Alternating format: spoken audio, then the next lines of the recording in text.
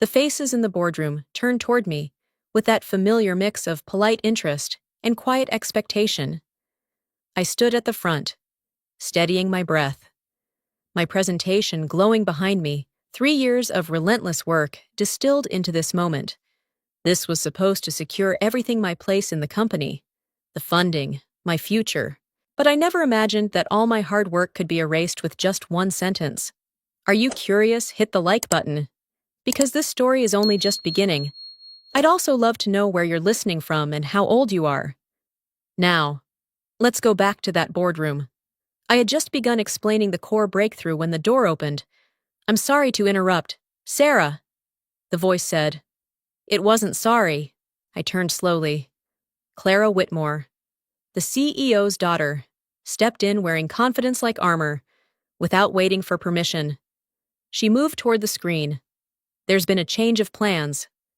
My grip tightened around the remote as she reached the console. With one effortless motion, my slides disappeared. Replaced. My stomach dropped. Her presentation filled the screen, polished, refined, and unmistakably built on my research. The investors straightened, instantly shifting their attention to her. We've developed a more promising direction, she said smoothly. Then, as she passed me, her voice lowered just enough. We don't need your ideas anymore. I stood there, frozen, as my work, my future was taken from me in real time. I want to make one thing clear.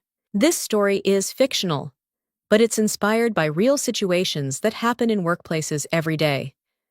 Some details have been enhanced with the help of artificial intelligence to make the story more vivid, more emotional, and to highlight the deeper lessons behind it.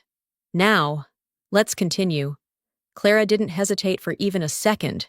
She moved through the slides with a confidence that would have been impressive if I hadn't recognized every detail she was presenting: the structure of the model, the sequence of stabilization phases, even the phrasing of key insights I had written in my private notes during late nights in the lab. She delivered them flawlessly, as if they had always belonged to her. I felt my pulse in my ears as each slide confirmed what I already knew. This wasn't inspiration. This was theft. And with this approach, Clara continued, gesturing toward a projection I had refined just weeks ago, we can significantly increase efficiency while reducing degradation risks. The investors leaned in, their earlier curiosity turning into excitement. One of them, a man named Daniel Reeves, nodded slowly, clearly impressed. This is exactly the kind of innovation we're looking for, he said. A quiet ripple of agreement moved around the table. No one questioned where the ideas had come from. No one asked why the person who had been presenting just moments ago was now standing silent to the side. I tried to speak once, opening my mouth to interrupt, to correct the narrative, but the moment slipped past me. Clara's voice filled every gap, controlled every second. Sarah's early work helped lay the foundation, she added casually, finally acknowledging me without looking in my direction. But this new direction is where the real value lies. Foundation. That was all I had been reduced to. 3 years of work, summarized into a footnote. I stood there, hands at my sides. As the room responded with approval, applause followed. Polite at first, then stronger, and just like that, I was no longer the person who built the future. I was the one who had been erased from it. I'm not the kind of person people expect to see leading a breakthrough in molecular systems. I didn't come from a prestigious university or a family with connections in biotech. I grew up in a cramped apartment above a laundromat, where the hum of machines never really stopped. My mother worked double shifts cleaning offices that looked nothing like the world I would eventually step into. I studied wherever I could: kitchen tables, stairwells, even the back room of that laundromat when it was quiet enough to think. Nothing was handed to me. Every opportunity came with a cost. I worked my way through school on scholarships and part-time jobs, often sleeping just a few hours a night, while others networked or relaxed. I stayed in the lab, assisting on projects that never carried my name. I learned to observe, to connect patterns others overlooked, and to keep going when recognition never came. When I joined Whitmore Biotech 4 years ago, it felt like the first real break of my life. Richard Whitmore, the CEO, had told me during the interview that fresh perspectives mattered. I believed him, for the first time. I thought I had found a place where my work could speak for itself. For 3 years, I gave everything to that belief. 16-hour days became routine. I pushed through failed experiments, recalibrated models, and rebuilt processes from scratch. Slowly, piece by piece, I developed a stabilization method that could change how targeted treatments were delivered, making them more precise, more effective, and far less harmful. It wasn't just a project to me. It was proof that everything I had endured meant something. And now, standing in that boardroom, I realized just how easily all of it could be taken away. Clara Whitmore hadn't always been part of my world. She appeared 8 months ago, introduced in a company-wide meeting with polished confidence and a title that sounded important, but vague enough to mean anything. Director of Strategic Innovation. No one really knew what that involved, but no one questioned it either. Richard Whitmore stood beside her that day, pride unmistakable in his voice as he spoke about fresh vision and bold direction. I remember clapping along with everyone else, telling myself this could be a good thing. New leadership often meant new opportunities. At first, Clara seemed genuinely interested in the work happening in the lab.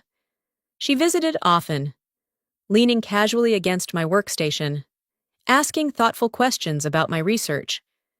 She wanted to understand the stabilization process, the variables, the limitations. I explained everything carefully, even enthusiastically. It felt good to finally have someone in leadership paying attention. "You're incredibly talented, Sarah," she told me once, watching a simulation run across my screen. "But sometimes brilliance needs the right framing to succeed." I didn't think much of that comment at the time. I took it as a compliment, maybe even encouragement, looking back. It was neither. Over time, her questions became more specific. She asked to see my latest lab notebooks, wanted access to raw data, requested detailed breakdowns of projections I hadn't even finalized. I hesitated once, briefly, but she smiled and reminded me we were on the same team. So I shared. I let her into the parts of my work that mattered most, believing transparency would lead to collaboration. What I didn't realize was that she wasn't trying to understand the process. She was mapping it. Every conversation, every note, every late-night explanation was another piece she needed to build something that looked like hers. And by the time I started to feel uneasy, it was already too late. By the time I walked out of that building, the applause was still echoing in my ears. I don't remember saying goodbye to anyone. I don't remember the elevator ride down. All I remember was the moment I reached my car and finally let my hands drop onto the steering wheel. They were shaking. 3 years of work, gone in less than 10 minutes. Not destroyed, not debated, not even questioned, just replaced. I sat there for a long time, staring through the windshield without really seeing anything. My mind kept replaying the same moment over and over again. The click of the remote, my slides disappearing, Clara's voice filling the room. "We don't need your ideas anymore." That sentence didn't just end my presentation. It ended my place in that company. But as the shock began to settle, something else started to take its place. Clarity. Because the truth was, Clara could present my work, but she didn't understand it. Not really. She had memorized the outcome, not the process. She knew what it looked like when it worked, but not how to make it work. And that difference was everything. I reached for my phone, then stopped. No calls, no messages, not yet. They hadn't realized, not fully, which meant I still had time. I drove home on autopilot, my thoughts shifting from disbelief to calculation. Every file, every version, every iteration of my research, I knew exactly where the critical pieces were and what separated a working system from a failed one. I wasn't going to destroy anything. I didn't need to. All I had to do was step away. And when they tried to move forward without me, they would finally understand what they had lost. I glanced at the clock on my dashboard. 48 hours. That's how long it would take before everything started to fall apart. The next morning arrived with a strange, almost artificial calm. Like the silence before a storm you know is coming but can't yet see. I dressed carefully, more out of habit than necessity, and drove back to Whitmore Biotech, not because I belonged there anymore, but because I knew exactly what would be happening inside those walls. The moment I stepped into the building, I felt it. Something was wrong. Conversations were hushed, scattered. People moved quickly, avoiding eye contact. The usual rhythm of the lab had been replaced by tension so thick it was almost visible. Screens flickered with data that didn't make sense. Equipment was being reset, recalibrated, restarted, over and over again. But nothing worked. I walked past my station without stopping, listening as fragments of panic reached me. The stabilization phase keeps collapsing. It worked yesterday. I don't understand. Did someone change the variables? They hadn't changed anything. That was the problem. They were following outputs without understanding the logic behind them. Clara had shown them a destination, but she had never learned the path. And now they were lost inside a system they couldn't control. Sarah. The voice cut through the noise like a crack of thunder. I turned slowly. Richard Whitmore stood at the far end of the lab, his face tight with barely contained anger. The calm, composed CEO from yesterday was gone. In his place was a man on the edge of something much worse than frustration. Office. Now. Every conversation died instantly as I followed him. I could feel the weight of every pair of eyes on my back, waiting for answers I hadn't given. Inside his office. The door slammed shut behind me. "Where is it?" he demanded. Skipping any pretense of control, I met his gaze evenly. "Where is what don't play games with me?" He snapped. "The core stabilization process is incomplete. The system won't run. The investors are coming back in less than an hour for a live demonstration, and nothing works." I let the silence stretch just long enough for the truth to sink in. "You said yesterday," I replied calmly, "that you didn't need my ideas anymore." His expression hardened.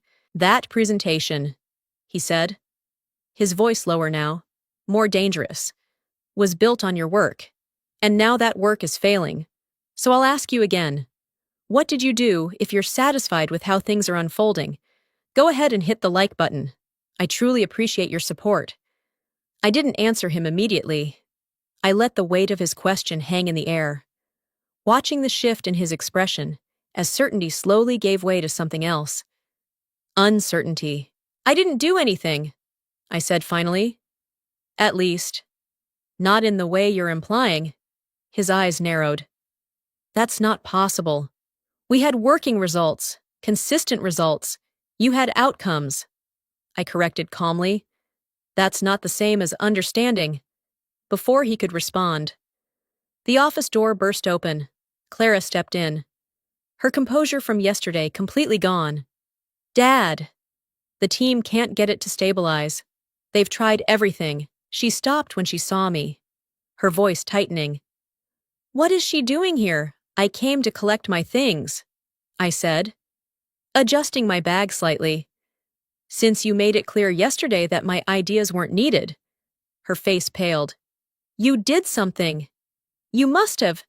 "This isn't working. That's unfortunate," I replied evenly. "Have you tried your alternative approach, the one with better commercial potential?" The silence that followed was sharp enough to cut through. Richard stepped forward, lowering his voice. "Sarah, listen to me. We can fix this. Whatever misunderstanding happened yesterday, we can correct it. You'll get full credit. A promotion. Name your terms." For a moment, I just looked at him. This was the same man who had watched me be erased without saying a word. "You're offering me what should have already been mine," I said quietly. "And only because you need something from me." His jaw tightened. "This is bigger than personal feelings. The company is on the line." "No," I replied. What's on the line is control. Clara's voice cut in. Sharper now. Stop playing games and fix it. I met her gaze, steady and unshaken. You're asking me to fix something you claim to have created. Richard exhaled slowly, the last of his patience slipping. You're not leaving until this is resolved. I tilted my head slightly. Are you trying to prevent me from walking out? The implication landed exactly where it needed to, after a brief pause. He stepped aside. This isn't over, he said. It already is, I replied, moving past him. I resigned yesterday. You just didn't notice. And with that, I walked out this time on my own terms. I didn't go far. Instead of driving home, I parked across the street from the building, where I had a clear view of the main entrance. I sat there in silence, watching the glass doors. Waiting. It didn't take long. Within minutes, black cars began to pull up one after another. The investors arrived with the same confidence they had carried the day before. Unaware that everything inside had already begun to unravel, I checked the time, right on schedule. My phone rang. Unknown number. I let it ring once, twice. Then answered. Sarah Brooks speaking. Daniel Reeves, the voice said. Tight and controlled. We need to talk. I'm listening. Not over the phone. Where are you? I glanced back at the building. Close. There was a brief pause. There's a cafe across the street. 5 minutes. The line went dead. When I walked in, Daniel was already seated in the far corner, his usual composure slightly cracked. His tie was loosened, his eyes sharper than before. What happened in there? He asked the moment I sat down. I took my time, setting my bag down, meeting his gaze calmly. That depends. What did you see? I saw a system that worked yesterday, completely fail today, he replied, and I saw a company that can't explain why. I nodded slowly. That's a problem when you're about to invest millions. His eyes narrowed. You're behind this. That's an assumption. Then correct me. I leaned forward slightly. Yesterday. Who did Clara say developed that process? He hesitated. She presented it as the company's innovation. Exactly. I said, the company's, not mine. Silence settled between us as the implication took shape. You're saying, he began. I'm saying, I cut in gently. You should be very careful where you place your trust and your money. He studied me closely now, no longer dismissing me as background noise. What do you want? Sarah, finally, a real question. I want to show you what actually works. I said, not a presentation, not a projection, the real process. And in return, I held his gaze. We talk about investing in the right person. By the end of that day, everything inside Whitmore Biotech began to collapse faster than even I had expected. The demonstration failed. Completely, from what I later heard. The investors sat through 20 minutes of confusion as the lab team tried to stabilize a process they didn't understand. Systems froze. Data contradicted itself. Explanations fell apart mid-sentence. Clara tried to recover, shifting blame to equipment issues, then to unexpected variables. But confidence, once broken, doesn't come back with excuses. Daniel and the others didn't stay long after that. They walked out. And this time, they didn't come back. By evening, the first wave of consequences hit. Internal messages started circulating. Emergency meetings were called. Departments that had been celebrating just hours earlier were suddenly scrambling to explain losses that hadn't even fully materialized yet. People talk in moments like that, quietly at first, then louder. Questions turned into doubts. Doubts turned into decisions. Senior researchers began updating their resumes. A few didn't even wait. They walked out before the day ended. Others followed the next morning, unwilling to tie their future to a company that had just exposed its own foundation as unstable. Clara disappeared from sight. Rumors spread that the board had removed her from her position quietly, trying to contain the damage before it became public. The same confidence she had carried into that boardroom vanished overnight. As for Richard Whitmore, the man who once controlled every room he entered, he was now fighting to hold on to what little authority he had left. Investors pulling out, staff leaving, reputation crumbling. And the worst part for him wasn't the financial loss.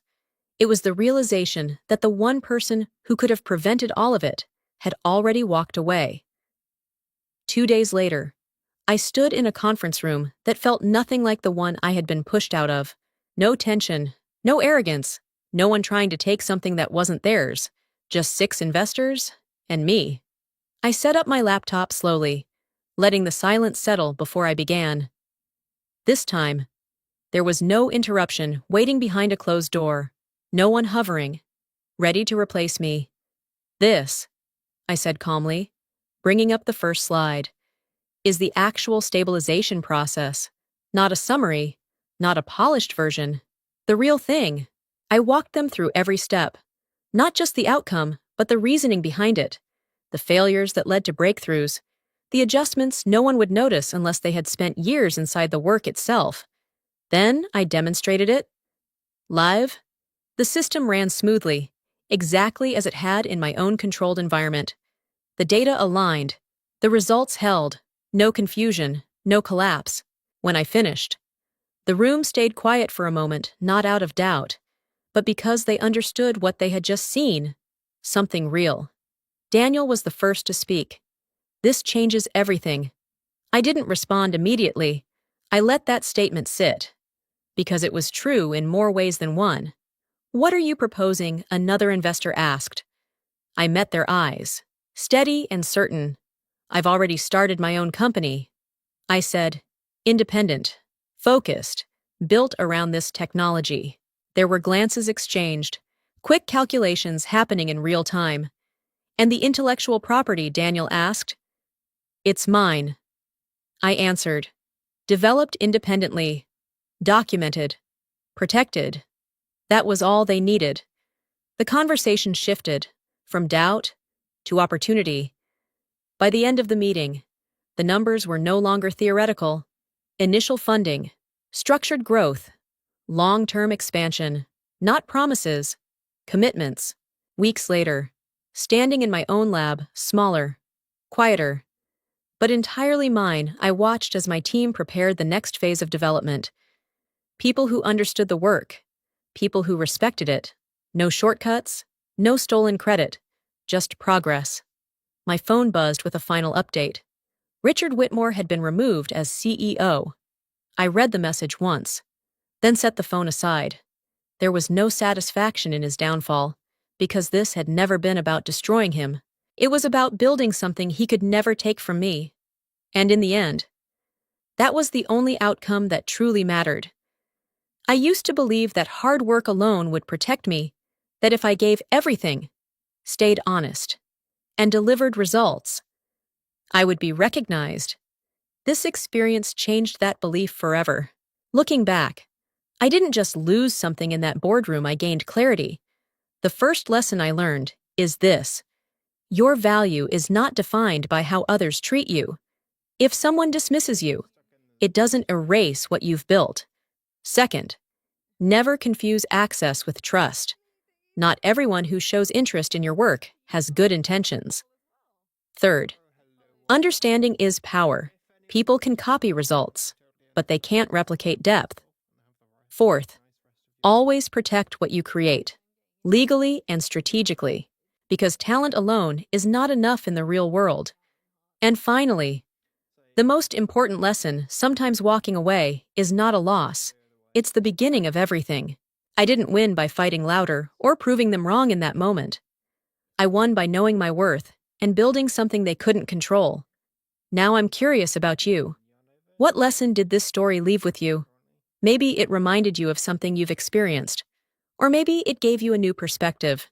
Share it in the comments. I read every single one, and your voice matters more than you think. If this story meant something to you, don't forget to like, subscribe, and share it with someone who needs to hear it. This community isn't just about stories. It's about people who choose to rise, no matter what. Welcome to Boardroom Revenge Stories. a channel focused on workplace conflict, corporate betrayal, power struggles, and quiet justice. Our stories follow a structured workflow to deliver a consistent, immersive experience. We start by analyzing real discussions on Reddit, Facebook, Quora, and blogs. Next, we craft original scripts using AI tools like ChatGPT. We then use 11 Labs to transform text into high-quality voice and edit everything in CapCut for a smooth, cinematic finish. Thumbnails are designed with Canva, and every video is carefully reviewed before release. These stories go beyond entertainment, revealing how power truly works and how justice quietly unfolds.